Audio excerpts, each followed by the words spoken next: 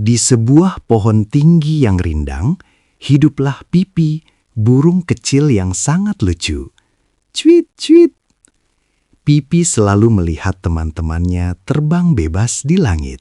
Hari ini adalah waktunya Pipi belajar terbang, tapi ia merasa sangat takut. Wah, tanah di bawah sana terlihat jauh sekali.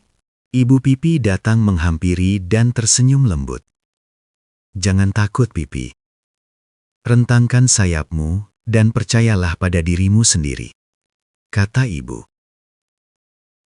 Gesek, gesek. Pipi mengangguk dan menarik napas panjang. Ia menutup matanya, membusungkan dadanya, lalu merentangkan sayap kecilnya lebar-lebar. 1, 2, 3. Lompat! Wush! Pipi terjun ke bawah. Ia mulai mengepakkan sayapnya sekuat tenaga. Flap, flap, flap! Hore! Pipi berhasil. Ia terbang melayang di udara. Pipi sangat bahagia. Kini ia siap menjelajahi luasnya dunia.